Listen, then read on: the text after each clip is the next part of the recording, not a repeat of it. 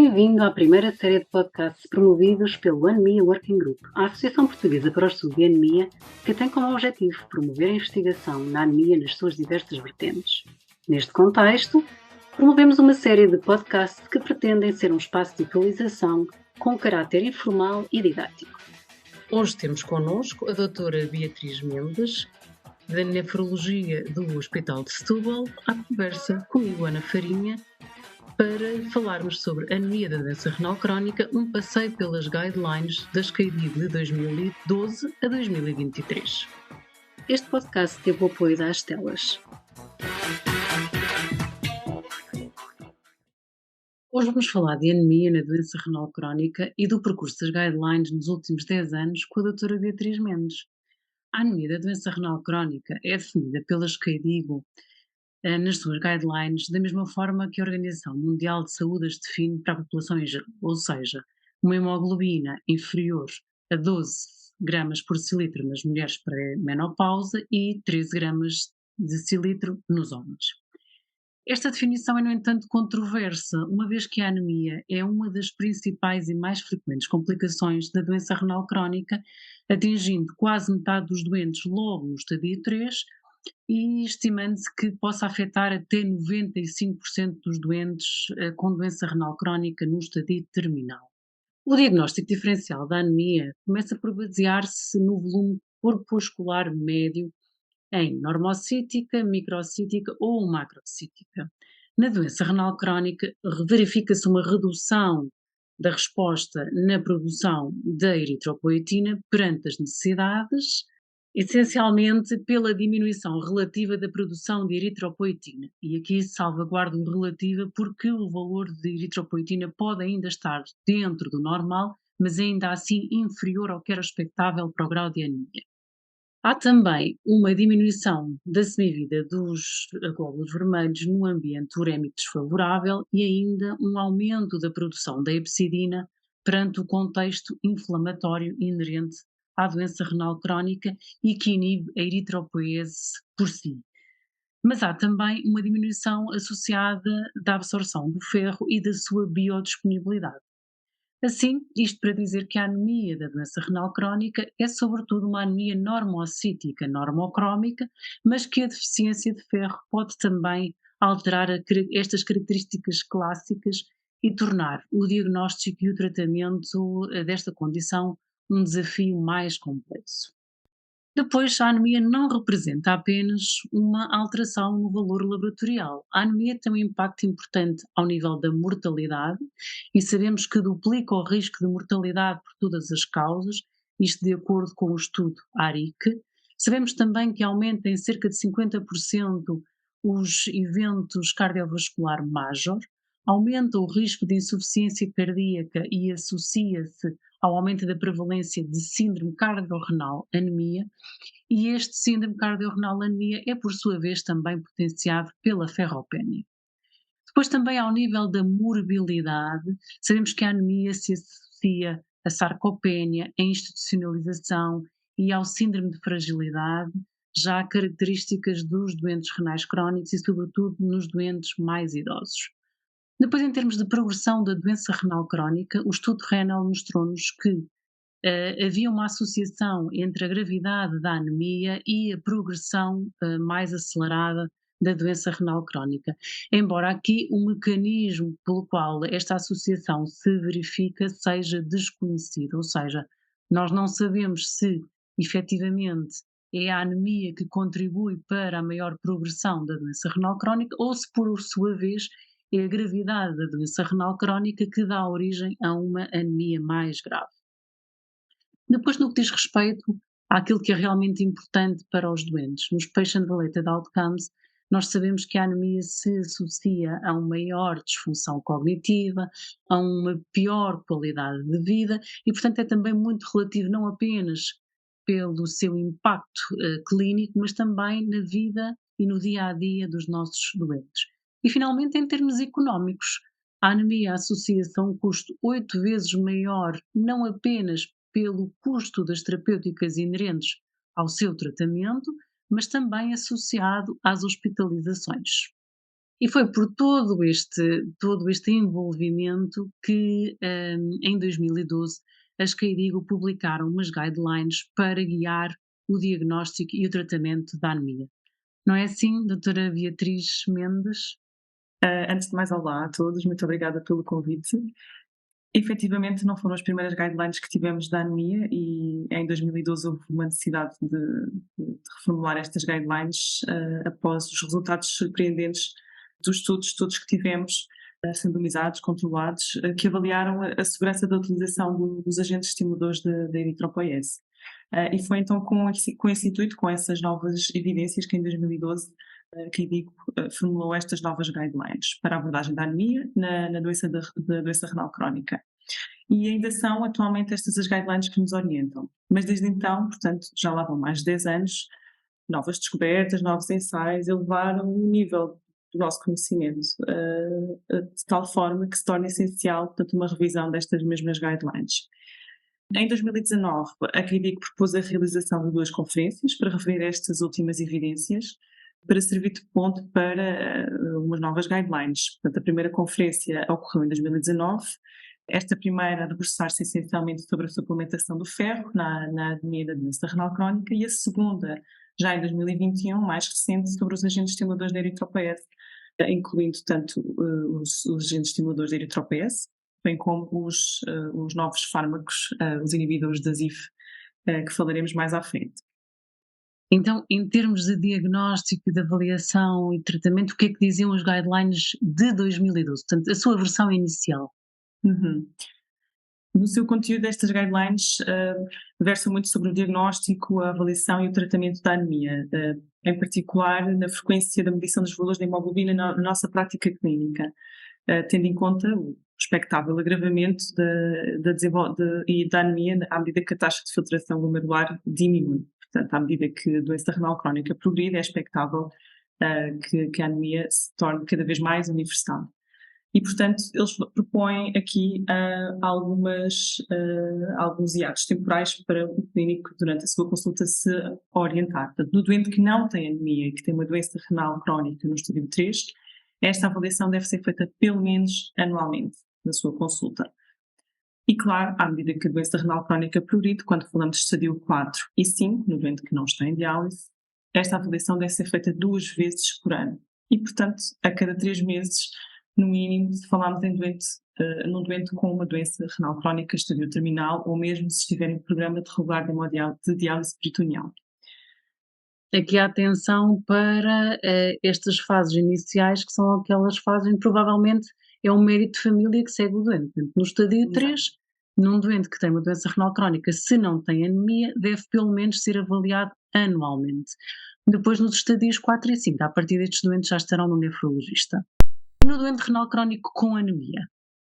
No doente renal crónico já com anemia, que não seja até agora tratado com o agente estimulador, o doseamento da hemoglobina, ou seja, o rastreio da anemia, é feito sempre que seja clinicamente indicado, sempre que existe uma evidência de que o doente tenha anemia, clinicamente, mas as guidelines avançam com uma frequência de pelo menos 3 meses se temos um doente com uma doença renal crónica estadio 3 a 5, já em seguimento em consulta de nefrologia. E se o doente estiver em diálise peritoneal, de 3 em 3 meses. E mensalmente, quando falamos de doentes com doença renal crónica terminal em programa de hemodiálise, em que esta revisão, esta aferição deve ser feita mensalmente. Quanto ao diagnóstico da anemia, como já falámos no início, as orientações são semelhantes àquelas que são preconizadas pela OMS, portanto um cutoff de 12 gramas por decilitro de hemoglobina na mulher e de 13 gramas por decilitro no homem. Estes valores da doença renal crónica, como vamos ver à frente, não são por si só indicadores de tratamento da anemia. Ok, portanto, as guidelines de 2012 começam por balizar a frequência com que se faz a pesquisa, portanto, o rastreio da anemia, portanto, da periodicidade para o diagnóstico, mas falam também da marcha diagnóstica, não é? Exatamente. A marcha diagnóstica é muitas vezes esquecida, portanto a anemia da doença renal crónica tem que ser estabelecida, uma vez excluindo outras causas da anemia.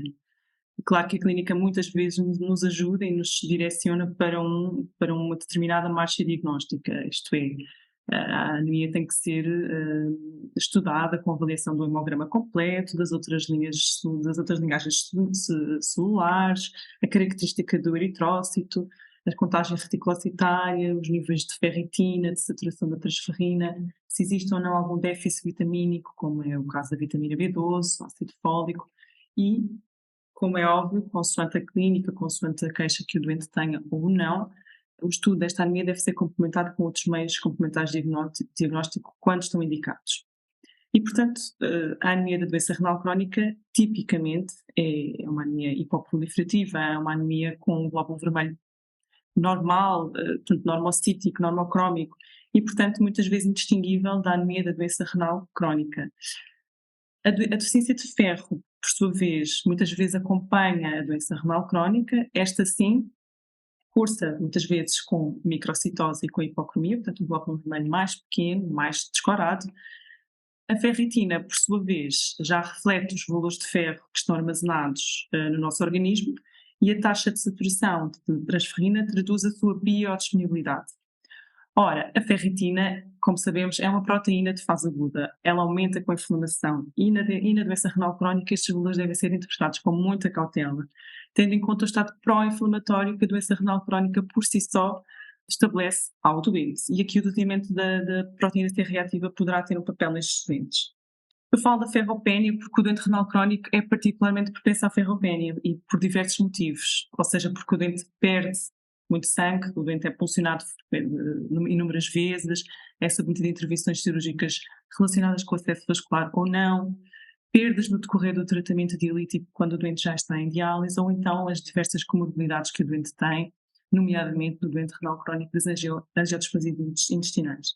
Até o baixo intake de ferro nestes doentes, portanto, uma dieta pobre, e como falámos há pouco, é um doente com um estado pró-inflamatório base que por si só também reduz a absorção de ferro a nível intestinal. Portanto, é importante entender e perceber e ter em conta a fisiopatologia da ferropénia no nosso dia-a-dia, e é importante reter dois conceitos essenciais, que é o de ferropénia absoluta, em que temos um déficit total de ferro nas reservas do nosso organismo, e a ferropénia funcional, em que, muito bem, nós temos os nossos níveis de ferro armazenados no nosso organismo em quantidades normais ou até aumentadas, mas que ele não está disponível em circulação, não está disponível para ser utilizado. Há um déficit de ferro em circulação e atualmente sabemos que esta ferropénia funcional tem uma etiologia que é multifatorial e deve-se em parte à hepcidina, que é uma molécula que é produzida no fígado, em que os seus valores aumentam também na inflamação. E na doença renal crónica é expectável que esta hepcidina esteja mais aumentada. As alterações do metabolismo do ferro assumem aqui um papel muito relevante também na anemia da doença renal crónica. Exatamente. É uma questão super pertinente. A suplementação e correção da ferropénia reduz a severidade da anemia por si só. Além disto, evita ou minimiza a necessidade de transfusões de sangue nestes doentes e também potencia os efeitos dos agentes estimuladores da eritropoese, uma vez que, pelo seu mecanismo de atuação, ao estimular a eritropoese, os níveis de ferro podem por si só descer com a sua própria introdução. Claro que a suplementação de ferro não é isenta de riscos, como todos nós sabemos, mas o seu papel no tratamento da anemia da doença renal crónica deixou de ser visto como um adjuvante dos estimuladores de eritropoese e passou a ser parte essencial e igualmente importante, uma vez que potencia estes efeitos dos agentes estimuladores de eritropoese. Na primeira conferência da SCADIP em 2019, de que falámos há pouco, trouxe novamente à discussão a suplementação do ferro nestes doentes e na última década mudou-se um pouco o paradigma da correção completa da anemia da doença renal crónica, abrindo novamente o caminho para a utilização do ferro nestes doentes com a descoberta de novos agentes inclusivamente. Então, quais são os parâmetros de avaliação do metabolismo do ferro a que devemos estar atentos nos doentes renais crónicos? Sabemos que os valores da ferritina são algo difíceis de interpretar, como já vimos, mas sabemos que quando estes são inferiores a 30, temos a certeza que o doente tem uma deficiência de ferro e é severa, mas acima deste valor, que é um valor bastante baixo, os valores da ferritina dizem-nos muito pouco, não têm uma sensibilidade ou uma especificidade tal que nos consigam dizer com segurança se as reservas de ferro nestes doentes estão normais ou se estão adequadas para o estado inflamatório que o doente detém, no fundo. Ou seja, para que valores de ferritina podemos considerar que existem reservas de ferro suficientes na medula num doente com doença renal crónica e quando é que devemos suplementar? O que os guidelines de 2012 nos dizem é que os doentes com valores de ferritina superior a 300, à partida têm reservas de ferro adequadas. Mas quanto às indicações, estes valores diferem um bocadinho. Portanto, quanto às indicações para a suplementação, as orientações recomendam-nos suplementar com ferro os doentes com anemia da doença renal crónica quando a ferritina é inferior a 500 nanogramas por mililitro e quando a taxa de saturação da transferrina é inferior a 30%. Isto seja para doentes com ou sem o estimulador, o agente estimulador da eritropoiese, e não suplementados com ferro. Isto quando desejamos protelar um pouco o início do agente estimulador da eritropoiese, ou então quando pretendemos potenciar o seu efeito ou reduzir a sua dose quando o doente já tem uma dose considerável de agentes de estimuladores da eritropoiese. Os benefícios da suplementação com ferro, que foram muitas vezes questionados, foram demonstrados em 2019 com o estudo Pivotal em doentes com doença renal crónica em hemodiálise. E foi pela primeira vez que foram estudados os hard outcomes nesta população, considerando aqui a administração do ferro. Portanto, demonstrou-se efetivamente que a suplementação endovenosa, de uma forma proativa, mensal, 400 miligramas de ferro endovenoso nos doentes com as ferritinas abaixo de 700, neste caso com uma taxa de saturação inferior a 40%, esteve efetivamente associada a uma diminuição da mortalidade por todas as causas. Okay? Quando se comparou com a suplementação em baixa dose, ou seja, numa estratégia mais reativa, quando os doentes tinham valores de ferritina mais baixos. Portanto, com uma ferritina aqui inferior a 200 e uma taxa de saturação inferior a 20%. O Pivotal, portanto, este estudo foi ainda esclarecedor quanto à segurança do ferro endovenoso.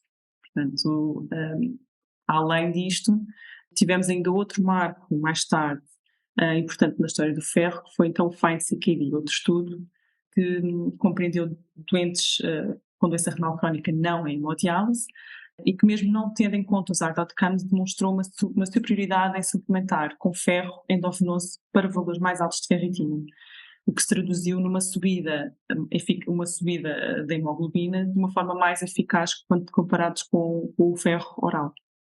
Ou seja, permanecem aqui algumas dúvidas em relação à via de administração do ferro.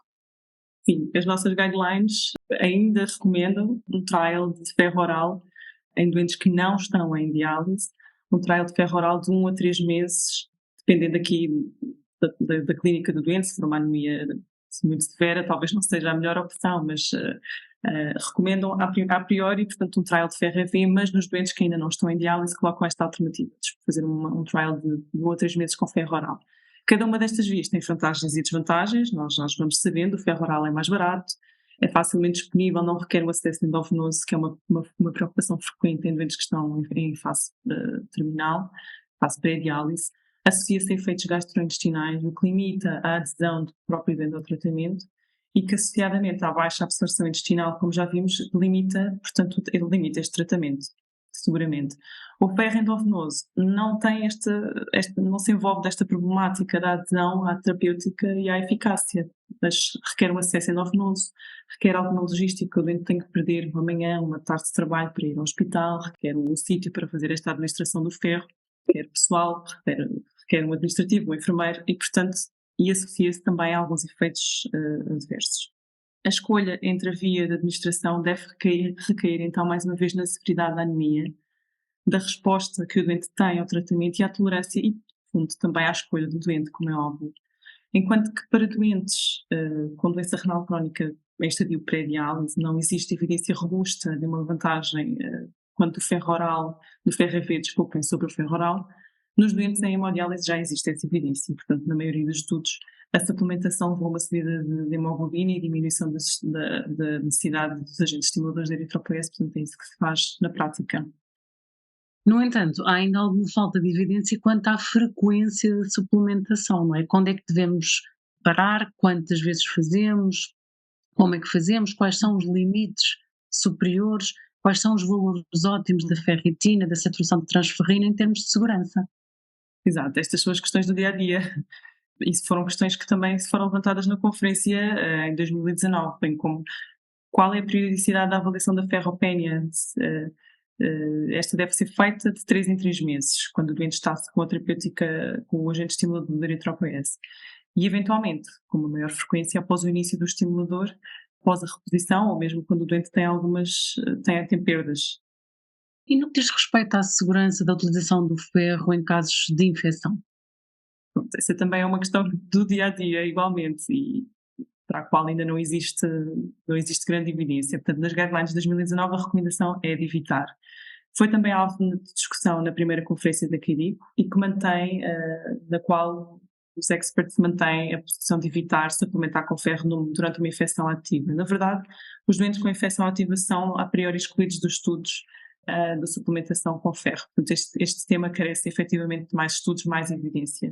Prescrever ferro em doentes com doença renal crónica é complexo, tendo em conta, como já vimos, que a ferritina e a taxa de saturação não são marcadores de diagnóstico perfeitos para estimar as necessidades de ferro em cada doente. Além de que é praticamente imprevisível de prever uma resposta a essa mesma suplementação.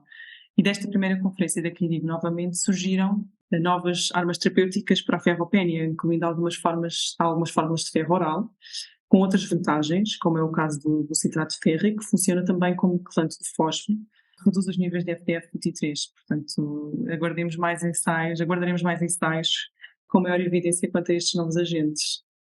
Beatriz, falaste inicialmente também de uma relação entre a ferropénia e a utilização dos estimuladores da eritropoiese. O que nos podes dizer mais acerca disso? Exatamente. Portanto, a utilização dos agentes estimuladores da eritropoiese está muitas vezes subjacente à ferropénia, na medida em que, ao promover a eritropoiese, mais ferro é despendido para a eritropoiese, desmascarando uma eventual ferropénia. De igual forma, os agentes estimuladores da eritropoiese suprimem a hepcidina, porque ao estimular a eritropoiese existe a formação da eritroferrona, que é uma molécula produzida pelos eritroblastos e que inibe diretamente a hepcidina, da qual falaremos melhor mais à frente, mas que ao inibir a hepcidina aumentamos naturalmente a biodisponibilidade do ferro. Então, o que é que nos dizem então estas guidelines de 2012 acerca da utilização dos estimuladores da eritropoetina? Portanto, a utilização dos estimuladores de eritropoetina iniciou-se por volta dos anos 80 após a clonagem do gene da eritropoetina, que revolucionou efetivamente o tratamento da anemia nos doentes com doença renal crónica. Reduziu a necessidade de transfusões nestes doentes e melhorou significativamente a qualidade de vida destes doentes. A sua utilização difundiu-se rapidamente para os restantes estadios da doença renal crónica e também para os doentes em diálise peritoneal. Portanto, uma injeção de epoetina 3 vezes por semana na diálise seria o suficiente para os doentes se sentirem bem e não estarem dependentes de transfusões. E, portanto, o que as guidelines atualmente nos recomendam é de iniciar o agente estimulador da eritropoiese em doentes com doença renal crónica, em hemodiálise, com valores de hemoglobina entre os 9 e os 10 gramas por decilitro. Não está recomendado iniciar quando a hemoglobina é inferior ou igual a 10, e em doentes com doença renal crónica, não em diálise, a sua introdução, quando a hemoglobina está entre os 9 e os 10, é baseada na tendência dos valores deste doente, na presença de sintomas e no risco de vir a necessitar de transfusões de sangue. E qual é que é a frequência da administração destes agentes? No fundo, a frequência da administração depende de combinação de diversos fatores, como é a conveniência do tratamento, da farmacocinética e farmacodinâmica do estimulador que estamos a utilizar. A epoetina alfa, por exemplo, tem uma menor semivida, portanto tem que ser usada com maior frequência, ao contrário da darbepoetina, que tem uma semivida bem maior, que pode ser utilizada semanalmente ou 2 em 2 semanas. Se no início da utilização dos agentes de estimuladores da eritropoiese, o objetivo da correção da hemoglobina seria para valores que vão além daquilo que é o cutoff definido para a definição da anemia, no fundo, ao longo dos anos, com a utilização destes novos agentes e com a realização de novos estudos e novas evidências, fomos percebendo que a sobrecorreção da anemia nestes doentes estava associada a efeitos adversos. E, efetivamente, e falando agora um pouco dos estudos, em 1998, como sabemos, o Normal Hematocrit Trial foi suspenso precocemente pelo aumento da mortalidade por todas as causas e por infarto do miocárdio nos doentes para os quais era feita a sobrecorreção da anemia com agentes estimuladores da eritropoiese. Em 2006 tivemos novas evidências com o estudo em doentes pré-diálise, em estadios pré-diálise, o COAR, em doentes com doença renal crónica não hemodiálise, onde os níveis de hemoglobina mais altos, e falamos do valor de 13,5 versus 11 gramas por decilitro, estavam associados a piores outcomes primários, morte por todas as causas, infarto agudo do miocárdio, insuficiência cardíaca, AVC, e foi também suspenso precocemente. E por fim o estudo CREATE, também no mesmo ano, em 2006, sem um aumento significativo nos efeitos adversos, mas sem claros benefícios para valores de hemoglobina mais altos. E por fim o TREAT, o estudo que o tira-teimas, que foi o estudo com maior robustez, com o maior número de doentes e melhor desenho de estudo, que demonstrou efetivamente um aumento do risco de eventos trombóticos, como o acidente vascular cerebral e o tromboembolismo venoso. Portanto, estes 4 estudos alteraram um pouco o paradigma do tratamento da anemia da doença renal crónica, com uma clara necessidade de revisão destas guidelines. E atualmente o que os guidelines recomendam, hoje 2012 mais uma vez, é manter a dose do estimulador para valores de hemoglobina que não sejam superiores a 11,5 gramas por decilitro. E em ocasião alguma queremos atingir os valores de 13 gramas por decilitro. A administração, como sabemos, é endovenosa em doentes que estão em hemodiálise e subcutânea em doentes em fase pré-diálise, em doentes com estadios terminais ou não em fase pré-diálise, ou em doentes em programa de diálise peritoneal. E a dose, pronto, e depois é calculada a partir do peso do doente e do valor da hemoglobina. A frequência da administração depende naturalmente, então, mais uma vez, do tipo de estimulador, do estadio, o contexto do tratamento. A reavaliação pós a introdução do estimulador deve ser feita mensalmente, portanto, após a introdução, e posteriormente a cada 3 meses, quando a dose de estimulador e os valores de hemoglobina estejam naturalmente estabilizados. Claro, em doentes em hemodiálise, esta avaliação é feita mensalmente. Então, já falámos da suplementação de ferro, da utilização dos agentes estimuladores da eritropoiese e quanto à necessidade de suporte transfusional. Felizmente, antes do aparecimento dos agentes estimuladores, portanto, os estimuladores, era frequente para o tratamento da anemia, comprometendo muitas vezes a qualidade de vida dos doentes, e é uma técnica que não está isenta de riscos, nomeadamente do risco de infecção, da acumulação de depósitos de ferro. E felizmente, com o aparecimento e a utilização difusa dos agentes estimuladores, estas foram se tornando cada vez menos frequentes. E na prática clínica, hoje em dia, tentamos evitar sempre que possível o suporte transfusional de forma a minimizar os seus efeitos adversos. Sejam estes efeito de transfusão, sobrecarga de volume, hipercaliemia, toxicidade a citrato, enfim. Ainda mais tentamos evitar em doentes que sejam candidatos a transplante pelo risco também que sabemos de alossensibilização nestes doentes. Então, em resumo, as guidelines de 2012 tinham estas opções terapêuticas que se baseavam na utilização do ferro e na suplementação do ferro, nos agentes estimuladores da eritropoiese, e depois, quando estas terapêuticas não eram suficientes, no suporte transfusional, mas ainda assim, até 2019, as terapêuticas que dispunhamos tinham algumas limitações para as quais se procuravam soluções, nomeadamente em termos de risco cardiovascular. Portanto, houve necessidade de procurar outros fármacos cujo fármaco ideal seria um fármaco que efetivamente tivesse impacto na mortalidade cardiovascular, portanto que não aumentasse esta mortalidade, nomeadamente por AVC, como os estimuladores da eritropoiese vieram a mostrar. O fármaco ideal seria também um fármaco que atrasasse a progressão da doença renal crónica, naturalmente associada à anemia, como falámos inicialmente, um fármaco que mantivesse a qualidade de vida destes doentes que têm anemia e um fármaco que não tivesse as limitações dos medicamentos que temos hoje em dia, não é? E depois, já agora, um fármaco que fosse também económico.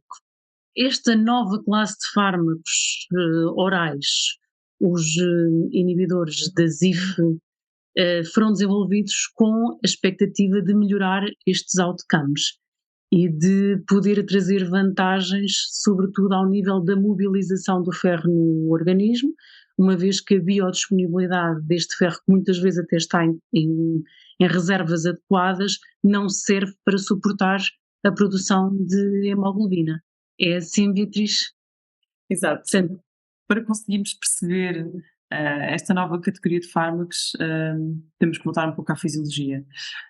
Portanto, os IF, que são os Hypoxia Inducible Factors, são, no fundo, fatores de transcrição, que regulam diversos processos celulares. Um deles é a transcrição do gene da eritropoetina. portanto, e de alguns transportadores de ferro, como é o caso da transferrina. E consoante as condições de hipóxia e normóxia, este fenómeno vai acontecendo, portanto, com a ativação da ZIF, ou seja, com a ZIF no seu estado ativo, desloca-se para dentro do núcleo da célula e promove a transcrição destes genes, como é o caso da eritropoetina, que é aqui que nos vamos focar. A epsidina, como já vimos, uma proteína de fase aguda, por sua vez, regula a ferroportina, que é uma pequena molécula que está na parede do enterócito e que, através da epsidina, inibe a absorção de ferro em nível intestinal e reduz a sua biodisponibilidade a nível do sistema reticular endotelial, seja ele hepatócito, seja de uma macrófago. E, portanto, na presença do oxigênio, os IF, que são constantemente produzidos, são hidrolisados num processo natural, celular, que é mediado pelas prolinhidroxilase, que no fundo são umas enzimas que hidrolisam, portanto, os IF, este composto. Se os IF são hidrolisados, não ocorre a transcrição dos tais genes, como é o caso da eritropoetina, e desta forma não ocorre a eritropoiese.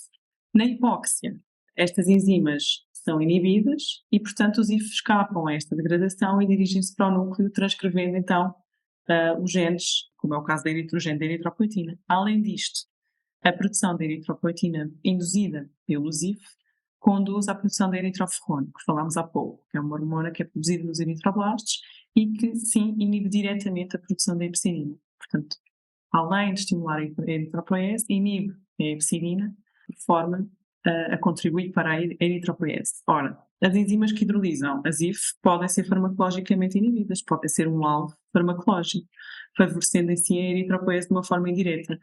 É este o racional que está por trás destes fármacos, é este o mecanismo de ação, que ao inibir estas enzimas que degradam as IF, simulam um ambiente de hipóxia, no fundo é o que fazem, e potencia a produção da eritropoetina pelos rins e pelo fígado, em menor quantidade, claro. Portanto, a descoberta deste mecanismo esteve na base até da atribuição do Prémio Nobel da Medicina aos 3 investigadores em 2019. Então, quais são as principais indicações ou vantagens destes novos fármacos? Os inibidores das IF terão ou assumem o papel ainda mais particular nos doentes que são resistentes à eritropoetina, portanto, os doentes que são irresponsivos aos agentes estimuladores, onde o seu papel parece ser bastante favorável, porque aparentemente a eritropoiese parece ser mais sensível à eritropoetina com o aumento de disponibilidade de ferro, como acontece aqui com os inibidores das IFs. As vantagens destas novas moléculas é que são de extração oral, têm uma estabilidade à temperatura ambiente, reduzem o pico sérico da eritropoetina, porque não atuam tão rapidamente, e a nível do seu mecanismo de ação, pensa-se que podem favorecer também a absorção do ferro a nível intestinal, tornam-o mais biodisponível, e portanto com uma correção mais eficiente da anemia, mesmo na presença da inflamação. Estas moléculas podem ser utilizadas em doentes que não têm risco, portanto, em doentes anéfricos? Exato. Portanto, esta foi uma das questões inicialmente colocadas. Portanto, sabemos que a eritropoetina é sempre produzida a nível renal e, portanto, os doentes com uma função renal à partida comprometida e, consequentemente, sem possibilidade da produção de eritropoetina, poderia não ser eficaz. Mas mesmo em doentes anéfricos, aquilo que se verificou é que a produção de eritropoetina a nível hepático pode ser suficiente para subir os valores de hemoglobina, além de que outros estudos sugerem que após a estimulação dos miofibroblastos que estão fibrosados, onde se produz eritropoetina, existe a possibilidade de restabelecer a síntese da eritropoetina. Então, de que IFs é que nós dispomos atualmente? Atualmente existem 6 moléculas diferentes: o oxadostat, o vadadostat, o daprodostat, o molidostat, o desidostat e o nerodostat. E estes receberam autorização na China e no Japão. A FDA não aprovou recentemente o oxadostat e o vadadostat, tendo em conta o seu perfil de segurança, como falaremos mais à frente. Tendo sido recentemente aprovado pela FDA o daprodostat em hemodiálise. Na Europa, o voxadostat já foi aprovado, mas não se encontra ainda como participado. E foi com o conhecimento destes novos agentes, destes 6 novos agentes, que foram postos em prática inúmeros estudos com estas moléculas. E é com base nestes estudos, com base nestas novas evidências, que a segunda Conferência de Arqueirico de 2021 se debruçou então sobre estes novos agentes e também sobre os estimuladores da eritropoetina, além disto. Mais recentemente foi publicado um artigo de revisão pela Clinical Kidney Journal, agora em 2023, e que resume muito bem a trajetória desde da utilização dos agentes da eritropoiese até aos inibidores da ZIF. Recomendamos a leitura deste artigo. Então, e o que é que nós podemos dizer, em forma de resumo, sobre a eficácia e a segurança destes agentes? As principais dúvidas que agora reiteram. De acordo com as evidências, estes novos estabilizadores demonstraram, no fundo, uma não inferioridade relativamente aos estimuladores de eritropoiese na subida da hemoglobina. Quanto aos alvos de hemoglobina, ainda não existem estudos que comparem a correção da anemia ou a subcorreção da anemia com estes novos agentes em termos de segurança e hard outcomes. Quanto aos outcomes cardiovasculares, os estabilizadores da ZIF parecem aqui também os critérios da não inferioridade, quanto aos outcomes cardiovasculares, os ditos major, os MACE, na população em hemodiálise. Por outro lado, esse risco aumentado de eventos trombóticos, quando comparado com os agentes estimuladores da eritropoiese e o grupo placebo. O mecanismo ainda não está totalmente esclarecido, mas parece estar envolvido uma subida mais abrupta da hemoglobina, bem como uma upregulation da transferrina, ou mesmo a interferência do ZIF na coagulação, na cascata da coagulação. Também nestes estudos, a cinética do ferro não fez parte dos outcomes primários. Portanto, houve até alguma discrepância entre os protocolos que foram definidos em cada um dos estudos quanto à suplementação de ferro. Portanto, inclusive no braço do placebo e no braço do tratamento, o protocolo da suplementação foi diferente, inclusive, às vezes, mais reduzida esta suplementação no braço do tratamento com o ZIF. Ainda assim, o que parece ser transversal aos estudos é uma redução da hepcidina e da ferritina e um aumento da taxa de saturação da transferrina e do ferro sérico. Portanto, não há, sem ter havido propriamente uma precaução universal em suplementar estes doentes, parece haver um aumento da sua biodisponibilidade e uma diminuição das suas reservas. Perante isto, os autores do artigo de revisão mais recente avançam mesmo com a teoria de que a falha na suplementação de ferro pode estar na origem do facto de não se conseguir ter atingido a superioridade do ZIF em reduzir os eventos cardiovasculares major e no aumento dos eventos trombóticos, poderiam ter sido corrigidos talvez com o aporte adequado de ferro. E algum efeito na pressão arterial, uma vez que isto era uma preocupação que nós assistimos nos estimuladores da eritropoiese? Quanto à hipertensão, lá está muito falada com os estimuladores. Em estudos pré-clínicos com o ZIF, os inibidores da ZIF pareciam ter um efeito anti-hipertensor. Ainda não se verificou em estudos de fase 3, mas ficaremos à espera, a aguardar mais resultados. E noutros fatores de risco cardiovasculares, como a dislipidemia, algum efeito? Quanto ao metabolismo lipídico, aqui ainda a nível cardiovascular, para alguns agentes, como foi o caso do roxadustat e o da daprotastat, verificou-se que uma redução do colesterol total, do LDL e do HDL, que já não se verificou com outros agentes, que nos indica que talvez não tenha sido um efeito, talvez não seja um efeito de classe. Portanto, há que estudar molécula a molécula e perceber se existe alguma com um efeito mais hipolipemiante do que o outro. De qualquer forma, este mecanismo pode não se traduzir necessariamente em benefícios clínicos, sobretudo nos doentes que já estão em hemodiálise, e nós já temos a prática de que a introdução de estatinas em doentes em diálise também deixa as suas dúvidas. Portanto, resta saber se existe algum benefício nos doentes em estadios pré-diálise, no fundo. E mais algum efeito que nestes fármacos devemos estar atentos? Sim, de facto, existem alguns fatores com os quais ainda nos preocupam ou nos possam preocupar no futuro, tendo em conta os efeitos pleiotrópicos do ZIF, e como sabemos é um fator de transcrição de diversos genes, não só da eritropoetina. Preocupa-nos o efeito do crescimento e diferenciação celular, da dinâmica e da estabilidade vascular, e ainda na inflamação e no metabolismo. E impõem-se assim algumas problemáticas. Não sabemos se os ZIF podem ou não agravar as situações de retinopatia diabética. Não sabemos se é seguro utilizá-los, portanto, na doença renal poliquística do adulto. Parece ter havido aqui um papel do ZIF na expansão, no crescimento dos quistes em ensaios pré-clínicos, pelo que o seu uso para já não está recomendado neste grupo de doentes. Quanto ao temido risco da malignidade, há uma questão que também já se colocou com os agentes estimuladores da eritropoiese. Parece ter um risco também a ter em conta nestes doentes e, no entanto, tendo em conta o tempo de exposição, o tempo curto dos ensaios clínicos na prática clínica, ainda é de evitar o uso dos estabilizadores nos doentes com história de neoplasia ou com suspeita. Portanto, os IF são, os estabilizadores das IF são fármacos que parecem ser eficazes, parecem não, são eficazes na correção da anemia da doença renal crónica, não demonstraram uma inferioridade face ao estimulador da eritropoiese, mas levantam ainda algumas questões, como vimos, quanto à segurança e, portanto, resta saber também, além destas questões de segurança, que mais nos importa, resta também saber qual é o seu impacto económico, se é um fármaco que consigamos dar a todos os doentes, restam-nos aqui algumas questões.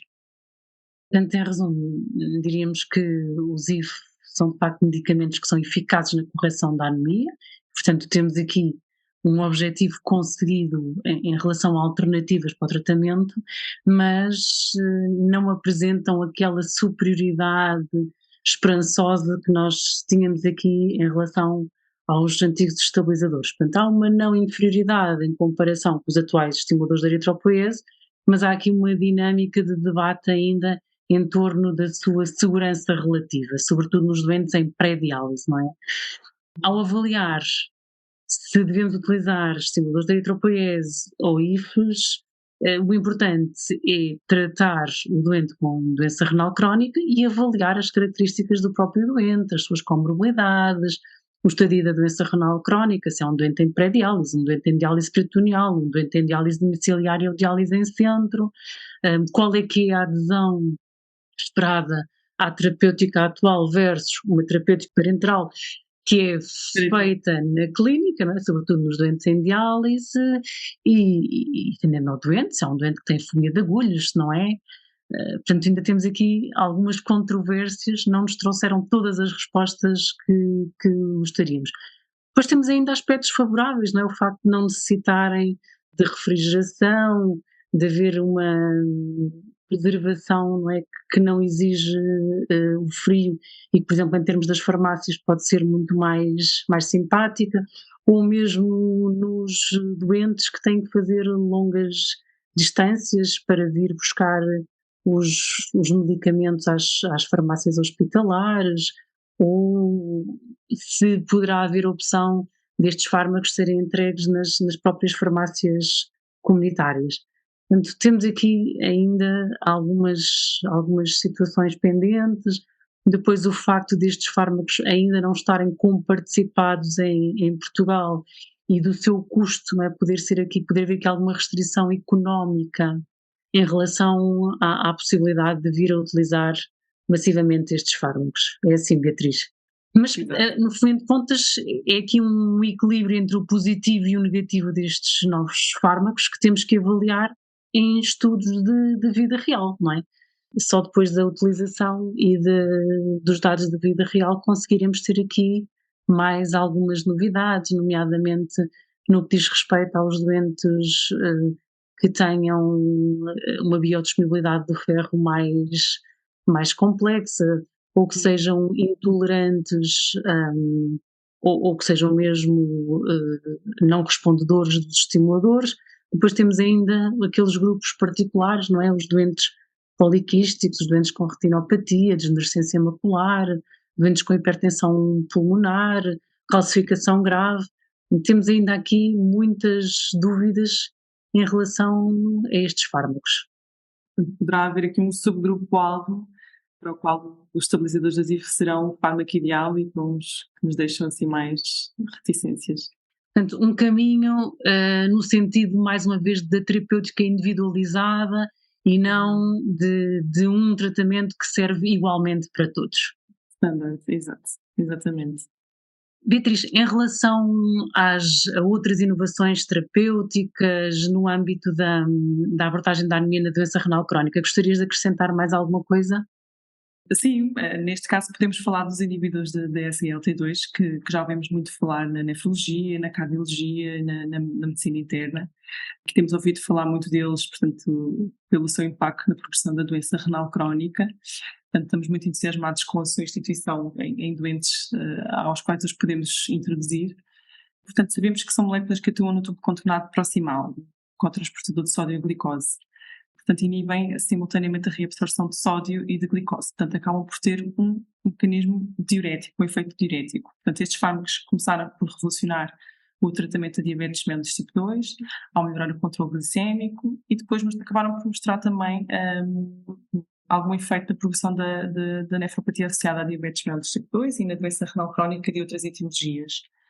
A par deste efeito, assistiu-se a um aumento do hematócrito inicialmente atribuído à hemoconcentração pelo seu efeito diurético, consequente contração deste volume plasmático, mas atualmente em estudos mais recentes, mais aprofundados, conseguimos perceber que existe um aumento transitório da eritropoetina endógena e um aumento da contagem de reticulócitos em circulação, de forma que é independente do volume. Isto poderá ter a ver com o facto de, a nível do tubo contornado proximal, haver uma diminuição de produção de espécies reativas de oxigênio, melhoria da inflamação a nível local e, portanto, com a maior produção endógena da eritropoetina. Portanto, uma outra abordagem, em vez de se estimular de forma exógena, portanto, a eritropoiese, conseguir de uma forma mais local, mais particular, conseguir que haja maior produção de eritropoetina é, de facto, um dado muito promissor e mais estudos estão a decorrer no sentido de conhecer o potencial destes fármacos no controle da anemia da doença renal crónica. E, aliás, fala-se já de que é exatamente este efeito, ou que este efeito na estimulação da eritropoiese no controle da anemia possa ter também aqui um papel muito importante neste efeito que os inibidores de SGLT2 têm também na insuficiência cardíaca, tanto de fração preservada como de fração reduzida. Mais uma novidade a vir a explorar num próximo evento de podcast do One Me Working Group.